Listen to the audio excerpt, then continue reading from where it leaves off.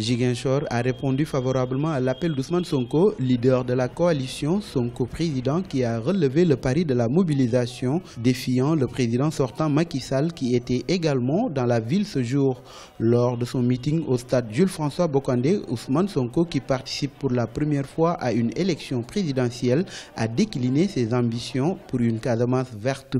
Les solutions que nous vous proposons, la première, c'est de faire de la région naturelle de la Casamance un véritable hub commercial et financier régional.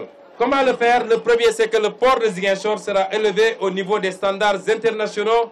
La deuxième chose, c'est que les marchés seront modernisés et réorganisés afin de servir de lieu d'affaires dans les pays limitrophes. L'éducation tient à cœur aussi le jeune politicien Ousmane Sonko. Il compte faire de Ziguinchor un centre d'excellence pour l'éducation.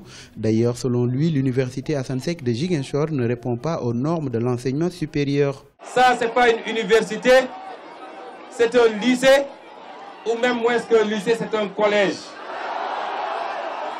Ce n'est pas digne d'une université.